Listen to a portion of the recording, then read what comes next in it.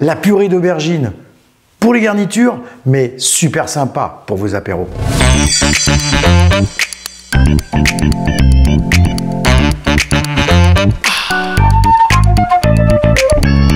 Et oui, la purée d'aubergine, super sympa pour vos apéros. Vous pouvez mettre cette purée d'aubergine sur des toasts ou aussi sur des blinis. Très sympa, blinis bien chaud avec un petit caviar. On appelle ça le caviar parce que souvent on creuse l'aubergine et il y a les petits grains.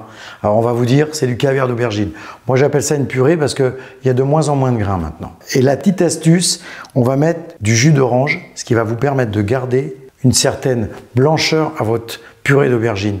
Parce que l'aubergine souvent s'oxyde à l'air, elle devient un petit peu grise. Avec le jus d'orange, ça va vous la garder un petit peu verte blanchâtre et super sympa au goût en plus. J'ai mis une demi-aubergine épluchée, coupée en morceaux dans ma petite cocotte. Parce que ma petite cocotte, je vais la mettre au four. C'est comme ça que je maîtrise mieux la cuisson. Sur le feu, trop délicat. On risque d'avoir l'aubergine qui brûle dans le fond. Au four, sans problème. En cuisson, c'est du velours. J'ajoute sur mes aubergines 1 décilitre de jus d'orange, une belle pincée de sel, un coup de moulin à poivre, une belle cuillère, voire 2, d'huile d'olive.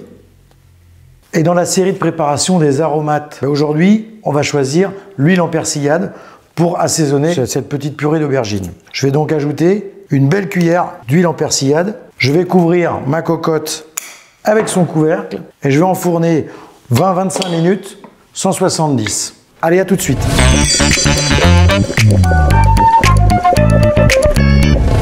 Au bout d'une vingtaine de minutes, 20-25 minutes, voilà, on a le caviar qui doit être prêt. J'ai pas hésité à regarder de temps en temps quand même, hein, si ça bougeait pas.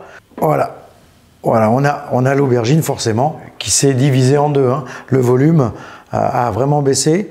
Et c'est là que vous voyez, à partir du moment où elles commencent à devenir translucides, c'est que ça y est, là elles sont cuites. Je vais donc les mixer, je vais mettre ça dans un verre mesureur et je vais vérifier l'assaisonnement après.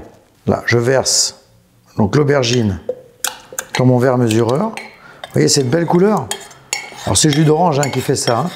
L'acidité du jus d'orange, ça permet de bien maintenir la couleur de l'aubergine. Allez, on y va. C'est parti. Ça la fait même blanchir un petit peu. Tac, je secoue. On peut très bien faire ça aussi au blender, hein. Sans souci. Hein. Ça va passer pareil. Hein. Voilà. On a une purée d'aubergine qui va rester un petit peu liquide, mais parce qu'elle est chaude. Quand elle va bien se refroidir, elle va être un tout petit peu plus ferme. Voilà, je vais la faire glisser gentiment voilà, dans mon assiette creuse. Je vais poser ça au milieu de la table, autour mes petits blinis. Et on va venir prendre une petite cuillère d'aubergine, comme on pourrait prendre un peu de tapenade ou un petit peu de purée de pois chiches, hein, qu'on appelle le houmous. On pourra faire peut-être la recette de houmous, ça serait peut-être pas mal. Là, je vais donc goûter. Il manquerait un petit peu de sel. Voilà, à part le sel, c'est tip top. Et contrairement à ce qu'on pourrait penser, on aurait tendance à se dire on va sentir le jus d'orange. Eh bien, on ne le sent pas le jus d'orange. On sent bien qu'il y a du fruit derrière, une petite acidité, mais on ne sent pas le jus d'orange. Franchement, c'est vraiment à découvrir, produit à découvrir. Et puis alors pour accompagner vos apéros ou une petite garniture à un poisson, hein, vous pouvez très bien mettre ça avec une petite salade de riz, le poisson, le bar grillé, purée d'aubergine dessus, top niveau. Là, j'ai rajouté du sel. C'est nickel. Merci d'avoir partagé ce moment avec moi et à tout de suite pour de nouvelles recettes.